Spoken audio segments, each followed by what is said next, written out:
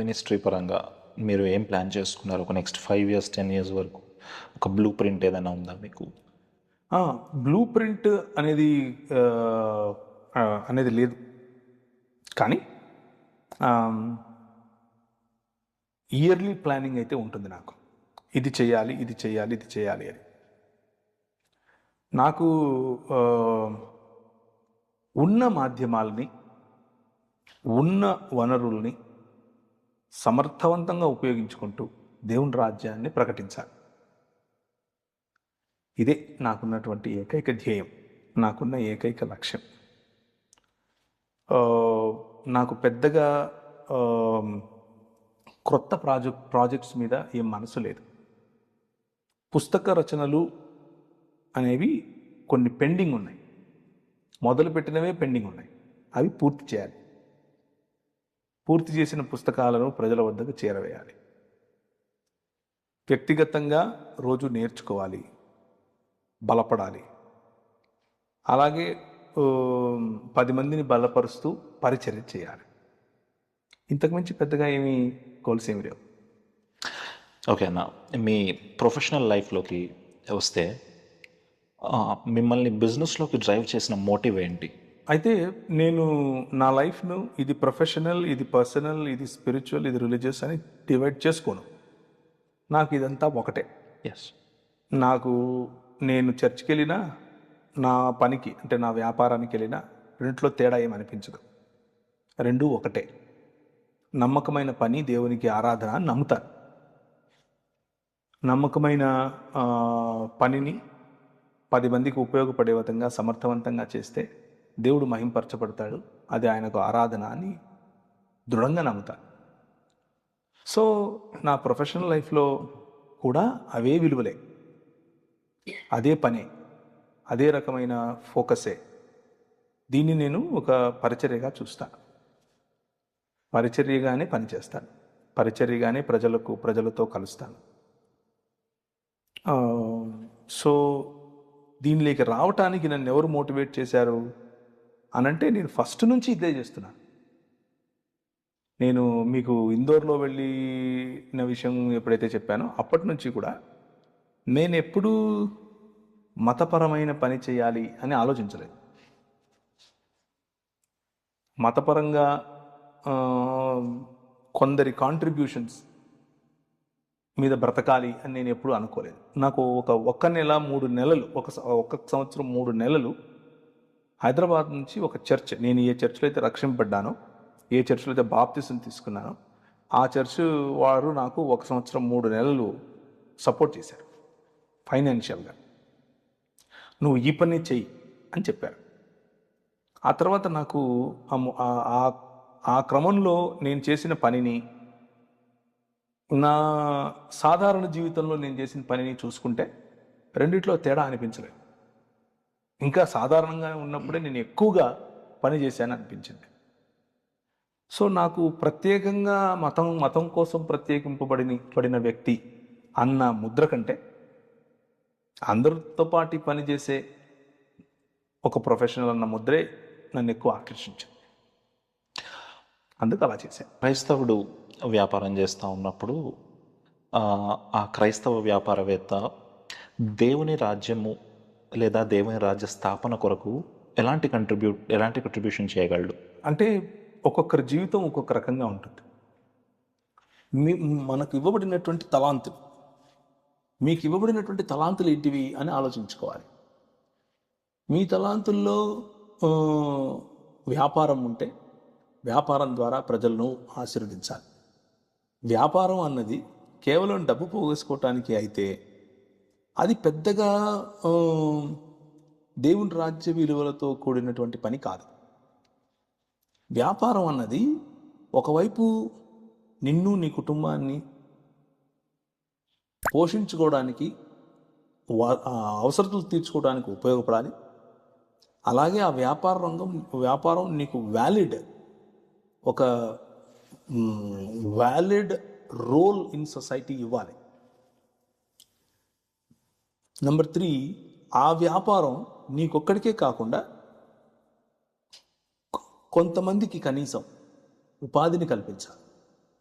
Number 4, ఆ వ్యాపారంలో ఎవరైతే నీతో సహ పనివారు ఉన్నారో, ఎవరైతే నీకు సప్లైస్ ఇస్తున్నారో, ఎవరి దగ్గర అయితే మీరు కొంటున్నారో, ఎవరికైతే మీరు అమ్ముతున్నారో, వీరందరితో సత్సంబంధాలు ఇవ్వాలి.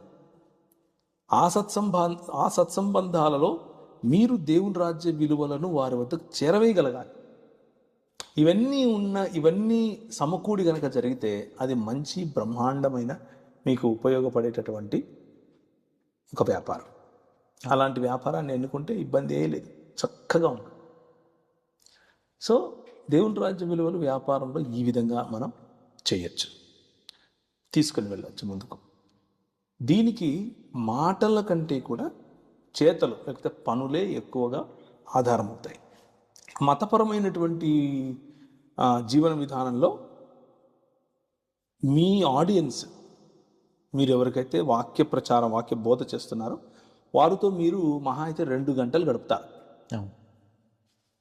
కానీ ఈ ప్రొఫెషనల్ రంగంలో మీరు రోజుకు, అది వారానికి 2-3 గంటలు, ఇది రోజుకు 8 గంటలు మీరు వారితో గడుపుతారు. మీ నిజం అసలు మీరు నిజంగా ఏమై ఉన్నారు అనేది ప్రజలు చూస్తారు, మీతో కలిసి పనిచేసే వాళ్ళు చూస్తారు. అక్కడ మీ ప్రభావం ప్రజల మీద పడాలి అని అంటే మీరు నిజమైన నిఖార్సైన క్రీస్తు అనుచరుడైతే తప్ప చేయలేదు. So life style evangelism, life style discipleship అనేది మాత్రమే ఈ కార్పొరేట్ రంగానికి పనిచేస్తాయి. ఇంకా ఏ మాటలు పనిచేయవు. వ్యాపారంలో ఉన్న క్రైస్తవులు పాటించాల్సిన ఎథిక్స్ అంటే ఏమంటారన్నా? వ్యాపారంలో ఉన్న క్రైస్తవులే కాదు, వ్యాపారంలో ప్రతి ఒక్కరూ ఎథిక్స్ పాటించాలి. క్రైస్తవులకు మాత్రము ఒక ఎథిక్స్, క్రైస్తవులు కాని వాళ్లకు వేరే ఎథిక్స్ ఉండవు. క్రైస్తవం అనేది ఒక ప్రత్యేకమైన ఎథికల్ స్ట్రక్చర్ కాదు. మానవులందరికీ ఉపయోగపడే ఎథిక్స్ క్రైస్తవ ఎథిక్స్. ఎందుకు అనంటే క్రీస్తు మానవులందరికీ సంబంధించిన వాడు. ఆ ఎథిక్స్ ఏంటి అనంటే నీకంటే నీ పొరుగువాడి యొక్క ఇంట్రెస్ట్ను ముందు పెట్టు. సమరీ ఇదే, నీకంటే నీ పొరుగువాడికి ఉన్నటువంటి అవసరతను ముందు పెట్టుకో. నీకంటే నీ ఎంప్లాయీస్ యొక్క అవసరతలు ముందు పెట్టుకో. నీకంటే నీ వెండర్స్ యొక్క అవసరతలు ముందు పెట్టుకో. నీకంటే నీ కస్టమర్స్ యొక్క అవసరతలు ముందు పెట్టుకో. ఈ ఒక్క ప్రిన్సిపల్ చాలు. ఈ ఒక్క ప్రిన్సిపల్ మిగిలిన ఎథిక్స్ అన్నిటినీ కూడా మీ దగ్గరికి తీసుకొచ్చి కాళ్ళ దగ్గర పెడతాడు. ఈ ఒక్క ప్రిన్సిపల్ మిమ్మల్ని విజయవంతులుగా చేస్తుంది. ఈరోజు చాలా టాలెంట్ ఉన్నా కూడా ఈ ఎథికల్ సిస్టమ్, ఈ యాటిట్యూడ్, కస్టమరే ఇంపార్టెంట్ అనే యాటిట్యూడ్, నా ఎంప్లాయీ ఇంపార్టెంట్ అనే యాటిట్యూడ్, చిన్న ఎంప్లాయీ అయినా సరే, టాప్ మోస్ట్ ఎంప్లాయీ అయినా సరే సమానత్వం అన్న యాటిట్యూడ్, నా వెండర్ బహుశా ఆయన చాలా చిన్న వెండర్ అయి ఉండొచ్చు, గ్లాసులు తీసుకొచ్చి పెట్టి వెళ్ళిపోయిన వాడు అయి ఉండొచ్చు, కానీ ఆయనకు నేను ఇచ్చే గౌరవం, సమానత్వం, ఆయన ట్రీట్ చేసే విధానం, ఆయనతో మాట్లాడే విధానం, ఇవన్నీ కూడా ఎథికల్ ఆ దాయర కిందికి వస్తాయి. అయితే క్రైస్తవ సమాజంలో ఉన్న ఒక బలహీనత ఏమిటి అని అంటే ఈ ఎథిక్స్ పేరు తీసుకుని దాన్ని మిస్ఇంటర్ప్రిట్ చేసుకుని మనం ఏదైనా చేయొచ్చు, ఆయన ఏమి అనడు, మనం ఏదైనా చేయొచ్చు, ఆయన పట్టించుకోడు, ఆయన చాలా ఎథికల్గా ఉంటాడు కాబట్టి మనం ఏదైనా చేయొచ్చు అన్న ఆలోచన వస్తుంది. అలా రాకుండా చూసుకునే బాధ్యత ఆంటర్‌ప్రెన్యూర్‌కే ఉంటుంది. అదొకటే అర్థం చేసుకోవాల్సిన అంశం. కొత్తగా వ్యాపారంలోకి వచ్చే యవనస్తులకి మీరేం సజెషన్ ఇస్తారా? కొత్తగా వ్యాపారంలోకి వచ్చే యువతులకైనా నేను ఇచ్చే సజెషన్ ఏంటంటే, ముందు వ్యాపారంలోకి వెళ్ళడానికి ముందుగా పని చేయండి. వ్యాపారం మాత్రమే చేస్తాను, పని చెయ్యను అన్న ధోరణి ఉన్న వాళ్ళ యొక్క సక్సెస్ రేటు చాలా తక్కువ. అదేదో మన తెలుగులో అన్నట్లు 100కో 1,00,00,000 ఒకడు అంటారు కదా, అలా ఉంటుంది. ముందు పని చేయాలి. మీరు ఏ రంగంలో అయితే వ్యాపారం మొదలు పెట్టాలనుకుంటున్నారో ఆ రంగంలో పని చేయండి. కనీసం ఒక 2-3 సంవత్సరాలు పని చేయండి. ఒక వారం పనిచేసి నెల పనిచేసి నాకంతా అర్థమైంది అని వ్యాపారం మొదలు పెట్టేవారు చాలా తక్కువ మంది సక్సెస్ పొందుతారు. విజయం పొందాలి అని అనుకుంటే ముందు పని చేయాలి. కానీ ఇక్కడ ఒక చిన్న కిటుకు ఉంది. పని చేయటం అని అంటే ఎంప్లాయీ మెంటాలిటీ తెచ్చుకోమని కాదు. మీరు వెళ్ళే చోటును మీరు ఒక ప్లాట్ఫామ్గా మాత్రమే ఉపయోగించుకుంటున్నారు అన్న స్పృహ, ఆలోచన ముందు నుంచి మీకు ఉండాలి. ఏ రంగమైనా అంతే. సినిమా రంగం తీసుకోండి, వ్యాపార రంగం తీసుకోండి, మ్యూజిక్ రంగం తీసుకోండి, స్కూల్ తీసుకోండి, ఏదైనా సరే ముందు పని చేయాలి. మీరు నేర్చుకోవడానికి వెళ్ళారనుకో డబ్బులు ఇచ్చి నేర్చుకోవాలి. పని చేయడానికి వెళ్ళారనుకో వాళ్ళే డబ్బులు ఇస్తారు, మీరు నేర్చుకోవచ్చు. మీలో ఇంట్రెస్ట్ ఉంటే కనుక ఆంటర్ప్రినర్స్ మీకు నేర్పిస్తారు. వాళ్ళు ఎలా చేస్తున్నారు మీరు గమనించి కూడా నేర్చుకోవచ్చు.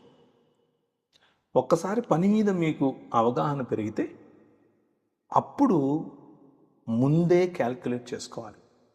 ప్లాన్ ఏ ఏంటి, ప్లాన్ బి ఏంటి అని ఆలోచించుకొని తప్పకుండా సక్సెస్ అవుతుంది అని నమ్మకంతో ప్రభువు దగ్గర పెట్టి ప్రార్థన చేసుకొని ఆయన చిత్తం తెలుసుకొని ఆయన దగ్గర ఆయన విలువలు, ఎథిక్స్ మీతో మాటగా వాటిని నిలబెట్టుకుంటూ ముందుకెళ్ళాలి. ఇంత ప్లానింగ్ చేసి ఇంత ఇది చేసినా కానీ ఒక్కోసారి బిజినెసెస్ ఫెయిల్ అవుతాయి. మనం అనుకున్నవే అన్నిసార్లు జరగవు కదా. ఫెయిల్ అవడం ఒక ఎత్తు, ఆ ఫెయిలియర్ని యాక్సెప్ట్ చేయడం ఇంకొక ఎత్తు. ఫెయిల్ అవ్వందే మనం నేర్చుకోలేము. కానీ అయిన ఫెయిల్యూర్ ఇది పర్మనెంట్ అని అనుకుని దాన్ని స్వీకరిస్తే ఇక ఆ తలుపులు మూసుకుపోతాయి. అలా కాకుండా ప్రతిసారి ప్రయత్నాన్ని మరింత ముమ్మరంగా, ప్రయత్నాన్ని మరింత బలంగా చేయగలిగితే తప్పకుండా యువకులైనా యువతులైనా సక్సీడ్ అవుతారు. ఆ వ్యాపారం మిమ్మల్ని కూర్చోబెట్టి మీకోసం పనిచేస్తుంది. ఆ రోజు మీరు నిజమైన వ్యాపారస్తులు అవుతారు. బీయింగ్ స్పిరిచువల్కి బీయింగ్ రిలీజియస్కి మధ్య ఉన్న తేడా ఏంటి అంటారు? బీయింగ్ స్పిరిచువల్ అన్నది అన్ని రంగాల్లో ఉండాలి. రిలీజియస్ రంగంలో స్పిరిచువల్గా ఉండాలి, ఫైనాన్షియల్ రంగంలో స్పిరిచువల్గా ఉండాలి, లలిత కళల్లో స్పిరిచువల్గా ఉండొచ్చు, బ్యాంకింగ్ సెక్టర్లో స్పిరిచువల్గా ఉండొచ్చు, మీ ఫ్యామిలీ లైఫ్లో స్పిరిచువల్గా ఉండాలి. న్యాయ రంగంలో స్పిరిచువాలిటీ ఉంది, అన్ని రంగాల్లో స్పిరిచువాలిటీ ఉంది. స్పిరిచువల్ అన్నది హైందవ తత్వ అనుసారంగా ఉన్న స్పిరిచువాలిటీ గురించి మాట్లాడట్లేదు బైబిల్. స్పిరిచువాలిటీ అని బైబిల్ దేని గురించి మాట్లాడుతుంది అని అంటే, దేవుడు ఏ మనిషినైతే సృష్టించి నువ్వు నా పోలిక చొప్పున నా స్వరూపంలో ఉన్నావు, చాలా బాగుంది అని అన్నాడు. దేవుడు ఏ సృష్టినైతే చేస్తూ ఇది బాగుంది, ఇది బాగుంది, ఇది బాగుంది అంటూ వచ్చాడో అదంతా స్పిరిచువలే. స్పిరిచువల్ అని అంటే నాన్ ఫిజికల్ అని బైబిల్ అర్థం కాదు. స్పిరిచువల్ అంటే బైబిల్ అర్థము దైవికమైన, లేకపోతే దేవుడు ఆమోదించిన అని అర్థం. దేవుడు ఆమోదించినటువంటి జీవన విధానం ఏదైనా స్పిరిచువలే. మనము ఇలా మాట్లాడుకోవడం ఇదొక స్పిరిచువల్ పని. వ్యాపారం గురించి మాట్లాడుకున్నా అది స్పిరిచువల్ పనే. ఇది మనం ఇలా చేస్తూ ఉంటే మనకు సహాయం చేస్తున్నటువంటి మన కెమెరా సోదరులు ఉన్నారు, సిబ్బంది, వాళ్ళు స్పిరిచువల్ పని చేస్తున్నారు. మనం బైబిల్ పట్టుకొని చదివినప్పుడు వాళ్ళు షూట్ చేస్తేనేమో స్పిరిచువల్ పని, కానీ మనము దాన్ని ఏమంటారు ఎడ్యుకేషన్ గురించి మాట్లాడినప్పుడు వాళ్ళు షూట్ చేస్తే స్పిరిచువల్ పని కాదు అన్నది దేవుని గ్రంథం చెప్పే సత్యం కాదు. అది ఈ లోక మర్యాద చెప్పే సత్యం. ఆ ఈలోక మర్యాద చెప్పే సత్యాన్ని రిలీజియాసిటీ అంటారు. డివిజన్ తీసుకొచ్చి నువ్వు ఇది చేస్తే స్పిరిచువల్, ఇది చేస్తే స్పిరిచువల్ కాదు అని చెప్పడమే రిలీజియాసిటీ. మతపరమైన ఆలోచన. మతం విడదీస్తుంది. మతం మనిషికి ఏం చెప్తుంది అని అంటే, నువ్వు పూజ చేస్తే, ప్రార్థన చేస్తే, నమాజు చేస్తే స్పిరిచువల్ అని చెబుతూ, కానీ ఒక వ్యక్తికి ఏదైనా ఒక అవసరం ఉంటే నువ్వు వెళ్ళి సహాయం చేస్తే అది సోషల్ వర్క్ అని చెప్తుంది. కానీ బైబిల్ దానికి కరెక్ట్ కరెక్ట్గా వ్యతిరేకంగా చెప్తుంది. సో స్పిరిచువాలిటీ అని అంటే దేవుడు ఆమోదించింది ఏదైనా సరే అది స్పిరిచువాలిటీనే. రిలీజియాసిటీ అని అంటే క్రీస్తు కొట్లాడిన ఏకైక శత్రువు భూమి మీద ఉందంటే అది మతమే. సో దేవుడు ఆమోదించని, దేవుడి కోసమే చేస్తున్నాను అని భ్రమింపజేసేటటువంటి భావజాలమే మతతత్వం. అది హైందవ మతమైన, ఇస్లామైన, క్రైస్తవమైన, మతమే. మీ కుటుంబం గురించి కొన్ని విషయాలు పంచుకుంటారా మాతోటి? మేము విన్నది ఏంటంటే పెద్ద పాప విషయంలో ఒక మంచి సాక్ష్యం ఉంది, పాప పుట్టినప్పుడు అని అన్నారు. ఆ విషయాన్ని షేర్ చేసుకుంటారా? నాకు 10 మందికి పైగా పిల్లలు ఉన్నారు. 2 నాకు నా భార్యకు కలిగిన వాళ్ళు. పెద్ద పాపకు 1 సంవత్సరం ఉన్నప్పుడు ఆమె 20 రోజులు ఉన్నప్పుడు డాక్టర్ చెప్పింది, ఈమెకు టెట్రాలజీ ఆఫ్ ఫాలో అనే ఒక కాంజనైటల్ హార్ట్ డిఫెక్ట్, అంటే హృదయంలో అంటే గుండెలో పుట్టుకతోనూ వచ్చినటువంటి ఒక డిఫెక్ట్ ఉంది అని చెప్పారు. అది టెక్నికల్ టర్మ్ కాకుండా అందరికీ అర్థమయ్యేటట్టు చెప్పాలి అని అంటే, గీతాంజలి సినిమాలో హీరోయిన్కి ఉన్న రోగం ఆ రోజుల్లో కరెక్షన్ ఉండేది కాదు, ఈ రోజుల్లో కరెక్షన్ వచ్చింది. సో ఆ అమ్మాయి 1 సంవత్సరం ఉన్నప్పుడు ప్రభు మాకు సహాయం చేశాడు. బెంగళూరులో ఆమెకు కంప్లీట్ కరెక్షన్ చేయించాము. ఆమె ఇప్పుడు అందరి మాదిరే రెగ్యులర్ నార్మల్ చైల్డ్గా ఉంది. ఏ ఇబ్బంది లేదు. ప్రభు సంపూర్ణ స్వస్థతనిచ్చాడు. ఆ స్వస్థతలో డాక్టర్స్ని వాడుకున్నాడు. ఆయన కావాలనుకుంటే డాక్టర్స్ లేకుండా కూడా చేసి ఉండేవాడు. కానీ నా బిడ్డ విషయంలో డాక్టర్స్ని వాడుకున్నాడు. అట్లా నాకు 2 పిల్లలు. కుటుంబంలో మా అమ్మ నాతోనే ఉంటుంది, మా అన్న విదేశాల్లో ఉంటాడు. ఇంకా అంతకుమించి చెప్పుకోవడానికి పెద్దగా ఏం లేదు. ఓకే. మీ ఫస్ట్ చైల్డ్కి సెకండ్ చైల్డ్కి మధ్యలో ఆల్మోస్ట్ ఒక 9 to 10 years గ్యాప్ ఉంది. 12 సంవత్సరాలు 12 సంవత్సరాల గ్యాప్ ఉంది. ఈ గ్యాప్ ఉన్న విషయంలో ఈ గ్యాప్ ఉన్న విషయంలో కూడా ఒక టెస్టిమనీ ఉంది అనేది విన్నాము. అదేమైనా షేర్? గ్యాప్ ఉన్న విషయంలో టెస్టిమనీ ఏంటంటే, డాక్టర్స్ ఏం చెప్పారంటే, మీరు మళ్ళీ కన్సీవ్ అవ్వకండి, మళ్ళీ మీరు పిల్లలు అని ప్లాన్ చేసుకోకండి, ఎందుకంటే ఇలాంటి కంప్లైంట్ ఉన్న వాళ్ళకి నెక్స్ట్ చైల్డ్ కూడా తప్పకుండా అలాగే పుడతారు అని చెప్పాడు. నెక్స్ట్ చైల్డ్ కూడా మీకు టెట్రాలజీ ఆఫ్ ఫాలో లేకపోతే హృదరోగానికి సంబంధించినవే మళ్ళీ పిల్లల్లో కూడా వచ్చే అవకాశం ఉంది. ఎందుకంటే ఇవి ఎక్కువ భాగం ఫ్యామిలీ హెరిడిటీ నుంచి లేకపోతే డిఎన్ఏలో జరిగిన మార్పుల నుంచి వస్తాయని చెప్పారు. అలా చెబితే మేము కొంచెం ఆ తర్వాత ప్లాన్ చేయలేదు. కానీ రీసెంట్గా ఒక 3 సంవత్సరాల క్రితం నా భార్య 2వ పాపను ప్రసవించింది. ఆమెకు ఇలా ఉంటుందేమో అని చాలా కంగారు పడ్డాం. కానీ ప్రార్థన చేసాం, ప్రభుని అడిగాం, నువ్వు ఇస్తున్నావు, ఇలాంటిది లేకుండా దయచేసి మాకు ఇవ్వు అని మేము అడిగాం. ప్రభు మా ప్రార్థన విన్నాడు. ఆమెకు ఎటువంటి ఇబ్బంది, ఎటువంటి ఫిజికల్ ఎలిమెంట్ లేకుండా ప్రభు మాకు ఇచ్చాడు. సో తప్పకుండా అలాంటి వాళ్ళే పుడతారు అని డాక్టర్స్ చెప్పారు. కానీ అలా అవసరం లేదు, నేను ఇచ్చేది అని ప్రభు చెప్పాడు. సో ఆయనదే నెగ్గింది. బాగుందన్న. మీ వైఫ్ గురించి, మీ భార్య గురించి కొన్ని మాటల్లో చెప్పాలంటే, మీది మంచి లవ్ స్టోరీ అని విన్నాం మేము. ఆ లవ్ స్టోరీని మా వీక్షల గురించి ఏమన్నా పంచుకుంటారా? లవ్ స్టోరీ ఏమీ లేదు. నేను ఇందోర్లో ఉన్నప్పుడు వాళ్ళ నాన్నగారు మాకు పాస్టర్ గారు, ఆయనతో కలిసి పనిచేశాను. చాలా చర్చెస్ స్థాపించాం. ఆ క్రమంలో ఆమె ఇష్టపడింది, పెళ్లి చేసుకోవాలనుకుంది. వాళ్ళ నాన్నకు మేము చెబితే వాళ్ళ నాన్న మా అమ్మగారితో మాట్లాడాడు. వాళ్ళిద్దరూ మాట్లాడుకున్న తర్వాత మరి వాళ్ళే సంబంధం కుదిర్చి పెద్దలందరూ అంగీకరించి ఘనంగా పెళ్లి చేశారు. సో ఓ, ప్రేమ వివాహమే, అలాగే పెద్దలందరూ సమ్మతించి చేసిన వివాహం కూడా. పెద్దలను ఒప్పించి చేసుకున్న వివాహం ఏమీ కాదు.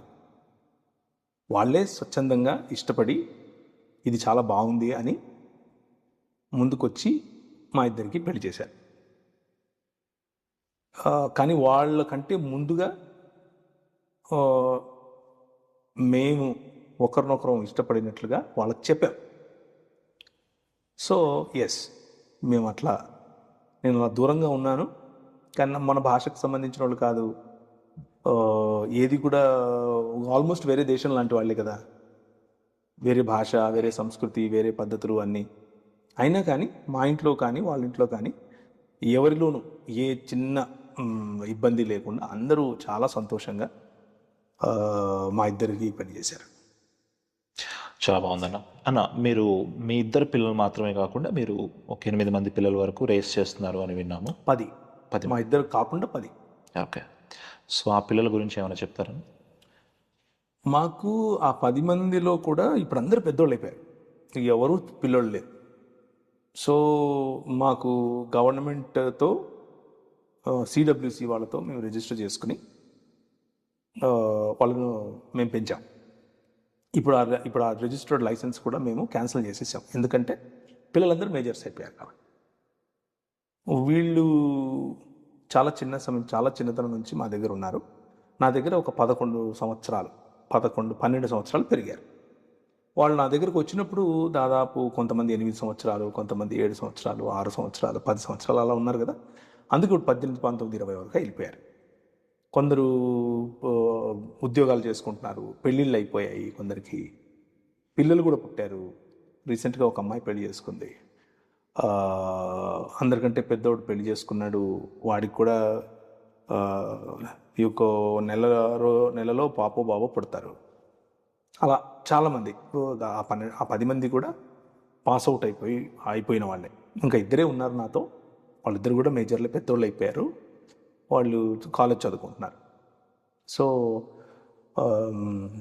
మా ఇంట్లో పెరిగిన వాళ్ళ సంఖ్య ఇది, అంటే నా భార్య పెంచిన వాళ్ళ సంఖ్య ఇది. మీరు చేస్తున్న బిజినెస్ ఏంటి అన్న? అది మాత్రమే కాకుండా మీరు మీ బిజినెస్కి సంబంధించి మీరు టేకప్ చేస్తున్న ఫ్యూచర్ ప్రాజెక్ట్స్ ఏంటి? నేను చేస్తున్న బిజినెస్ వచ్చేసి ఫైనాన్షియల్ టెక్నాలజీలో ఫైనాన్షియల్ డేటా అనాలిసిస్ చేస్తాను. Financial data analysis, data scrubbing, తర్వాత బిజినెస్ ఇంటెలిజెన్స్ టూల్స్ వాడడము, అలాగే రిపోర్ట్స్ జనరేట్ చేయడము, ఇవన్నీ చేస్తాం అనమాట మా కంపెనీలో. అలాగే ఇప్పుడు కొత్తగా తీసుకున్న ప్రాజెక్ట్ వచ్చేసి యుఎస్లో ఉండే రియల్ ఎస్టేట్ బిజినెస్ని, రియల్ ఎస్టేట్ బిజినెస్ అంటే మున్సిపాలిటీస్ చేసే బిజినెస్. మున్సిపాలిటీస్ ఇచ్చే ప్రాజెక్ట్స్, వాటికి వచ్చే ఇన్వెస్టర్స్, అలాగే కాంట్రాక్టర్స్, ఈ ముగ్గురిని కలిపేటటువంటి ఒక సాఫ్ట్వేర్ ఒకటి తయారు చేశారు. దానికి మేము బ్యాక్ ఎండ్గా ఉంటూ వాళ్ళకి కావాల్సిన కంప్లీట్ సపోర్ట్ మేమే ఇస్తున్నాం. సో అలాంటి ప్రాజెక్ట్స్ చాలా చేస్తూ ఉంటాను నేను. ఇంకా ప్రాజెక్ట్స్ కోసం చూస్తూ ఉన్నాం. ప్రాజెక్ట్స్ తీసుకోవటానికి కెపాసిటీ ఉంది, తీసుకోవటానికి సరైన ఇన్ఫ్రాస్ట్రక్చర్ కూడా ఉంది. So we are just waiting for the right project. అన్న, మీరు ఫిలాంథ్రపిస్ట్ అని మాకు అర్థమవుతా ఉంది. మీరు చేస్తున్న యాక్టివిటీస్ ఏంటి యాజ్ అ ఫిలాంథ్రపిస్ట్గా?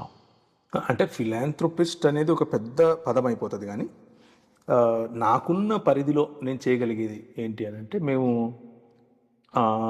డెస్టిట్యూట్స్ అంటారు, అంటే రోడ్డు మీద పడిపోయి ఉంటారు, వాళ్లకు చీము పట్టిపోయి ఉంటుంది, కాలంతా బాగా పెద్ద పెద్ద వూండ్స్ అవుతాయి, తల నిండా కురుపులు ఉంటాయి, ఇంత జొడల్లాగా చేస్తాయి, బాగా సన్ బర్న్ అయిపోయి ఉంటారు, నల్లగా మట్టి పేరుకుపోయి అలా రోడ్డు మీద పడిపోయి ఉంటారు. అలాంటి వాళ్ళని పిక్ చేస్తాం. It's a registered work. Police వాళ్ళ సహాయం తీసుకుంటాం. పోలీసు వాళ్ళకి సర్టిఫికేట్ ఇస్తారు, ఈ వ్యక్తిని ఫలానా వాళ్ళు పిక్ చేశారు అని. మాకు ఒక అంబులెన్స్ ఉంది, మాకు 4 అంబులెన్స్ ఉన్నాయి, అందులో ఒక అంబులెన్స్ దీనికి వాడతాం. దాంట్లో పిక్ చేసుకుని తీసుకెళ్ళి వాళ్ళకి మంచిగా వాష్ చేసి కటింగ్ కొట్టి వాళ్ళకి కావాల్సిన మెడికేషన్, ఫుడ్, న్యూట్రిషన్ వగేరా వగేరా వగేరా చేస్తాం. చేసి కొద్ది దినాలు కొన్ని రోజులు వాళ్ళను ఆ, మళ్ళీ జనజీవన స్రవంతి అంటారు కదా, ఆ విధంగా వాళ్ళను తీసుకొచ్చే ప్రయత్నం చేస్తాం. కొంతమంది బాగా రెస్పాండ్ అవుతారు. అలా రెస్పాండ్ అయిన వాళ్ళను వాళ్ళ ఇళ్ళకు మళ్ళీ పంపిస్తాం. వాళ్ళకు కొన్ని అడిక్షన్స్ ఉంటాయి. ఆ అడిక్షన్స్ నుంచి వాళ్ళను బయటికి తీసుకొని రావడానికి చేస్తాం. ఆ, కొంతమంది మీన్ వైల్ ఆ ప్రాసెస్లోనే చనిపోతారు. చనిపోయిన వాళ్ళకు మేము బరియల్ వగేరా చేస్తాం. ఇదంతా కూడా ఆ, అంటే డబ్బు తీసుకోకుండా, ఎవరు పే చేయాల్సిన అవసరం లేకుండా మేము చేస్తాం. నేను చేసే వ్యాపారంలో నాకు వచ్చిన నా రెవెన్యూలో భాగంగానే ఇలాంటి కార్యక్రమాలకు కూడా నేను చేస్తుంటాను. ఇదొకటి. తర్వాత యంగ్ పీపుల్, ఇప్పుడు ఉద్యోగానికి కొంతమంది కంటే మార్జినలైజ్డ్ కమ్యూనిటీస్ ఉంటారు. ఉదాహరణకు భారతదేశంలో ఎలాంటి పరిస్థితి ఉందంటే, ముఖ్యంగా మన హైటెక్ సిటీలో కూడా ఆ, మీ పేరు ఉదాహరణకు ఆ, దళిత వాడల్లో లేకపోతే బీసీ వాడల్లో ఉన్న వాళ్ళ పేర్లు ఎలా ఉంటాయి? నా పేరు కే ప్రభాస్ అని అంటాడు. మీ నాయన పేరు ఏంటి అని అంటే కే యాదయ్య అనుకోండి ఉదాహరణకు. ప్రభాస్ అనే పేరుని బట్టి కాదు, వాళ్ళ నాన్న పేరు కే యాదయ్య. యాదయ్య అంటే వీడి ఎవరు అని ఆలోచిస్తారు. ఇది ఇది మనకు పట్టిన గజ్జి, మనకు పట్టిన ఒక దరిద్రం. దానివల్ల ఆపర్చునిటీస్ పిల్లలకు రావట్లేదు. కులం అనే ఈ మహమ్మారి కారణం చేత, మహాభూతం కారణం చేత పిల్లలకు రావాల్సిన ఆపర్చునిటీస్ రావట్లేదు. ఎందుకంటే వాళ్ళ నాన్న పేరుకు పక్కన ఒక తోక లేదు. ఏ శరమో వర్మో గుప్తో రెడ్డో కమ్మో చౌదరియో రావు ఇలాంటివి ఉన్న వాళ్ళకి రావు ఉంటే మళ్ళీ అడుగుతారు ఏ రావు అని. అంటే వాళ్ళకు వాళ్ళ పద్ధతులు ఉన్నాయి, తెలుసుకునే పద్ధతి. సో నేను ఎలాంటి వాళ్ళని పిక్ చేస్తాను అని అంటే మార్జినలైజ్డ్ కమ్యూనిటీస్ నుంచి వచ్చిన వాళ్ళు. ఉదాహరణకు నా పేరు డేవిడ్ సాల్మన్ రాజు అన్నాడు అనుకోడన్నా, వీడు తప్పకుండా ఏ మాలోడో మాదిగోడో బుడగలోడో జంగమోడో అయి ఉంటాడు అని ముందే డిసైడ్ అవుతారు. వాళ్ళని రానిరు లోపలికి, అవకాశాలు ఇవ్వరు. కానీ నాకున్న ఈ చిన్న వ్యాపారంలో నేనేం చేస్తానంటే ప్రతి ఒక్క సమాజానికి అవకాశం వచ్చేట్లు చూస్తాను. No discrimination. అవైలబిలిటీ ఉండాలి, ఎబిలిటీ ఉండాలి. తీసుకొస్తాం, ఇంటర్న్స్గా ట్రైన్ చేస్తాం, మంచి ఉద్యోగం ఇస్తాం. వాడు 10,000 15,000తో చేరిన వాడు ₹1,00,000 2,00,000 సంపాదిస్తాడు. మళ్ళీ మార్కెట్లోకి డ్రాప్ చేస్తాం. మార్కెట్లో వాళ్ళు హాట్ కేక్స్ లాగా సేల్ అవుతారు. ఎందుకు అని అంటే మన దగ్గర అలాంటి విలువలు నేర్చుకుంటారు, అలాంటి స్టాండర్డ్స్లో పని చేస్తారు, క్వాలిటీ వర్క్ ఇస్తారు. ఇది ఒకటి. అంటే సమాజ నిర్మాణంలో చేయగలిగేది చిన్న పనులు. అలాగే డిసైపుల్షిప్ ట్రైనింగ్ అనే ప్రోగ్రామ్స్ చేస్తాం. అలాగే మాతో పాటు పనిచేసేవాళ్ళు కొంతమంది ఇంటీరియర్ ప్లేసెస్లో, గడిచిరోలి ప్రాంతం, బస్తర్ ప్రాంతం, మల్కనగిరి ప్రాంతం, అంటే ఇవన్నీ కూడా బాగా ట్రైబల్ ఏరియాస్ అన్నమాట. ఆ ప్రాంతాల్లో చాలా డీప్ ఇన్సైడ్ ద జంగల్స్ మన వాళ్ళు పనిచేస్తారు. అయితే మత కార్యక్రమాలు చాలా తక్కువ, మతపరమైన కార్యక్రమాలు చాలా తక్కువ. కానీ మనుష్యులను ఒక మంచి విలువలు కలిగిన సమాజంగా తీర్చే ప్రాజెక్ట్స్ ఎక్కువ. కొన్ని గ్రామాలకు ఎలక్ట్రిఫికేషన్ చేయటం, కొన్ని గ్రామాల్లో బోర్లు వేయటం, దానికి ఎలాంటి మతపరమైన ఛాయలు పడకుండా కేవలం మనుషుల కోసం ఇంకొక మనిషి చేసిన పని అన్నట్లు అది ఉండాలి అన్నట్లుగా. సో ఇలాంటి పనులు చేస్తుంటాం. థ్యాంక్ యూ సో మచ్ అన్న, మీ విలువైన సమయాన్ని మా కొరకు, మా వీక్షకుల కొరకు. మరిన్ని వీడియోల కొరకు మా ఛానల్ను సబ్స్క్రైబ్ చేసుకోండి. Praise the lord.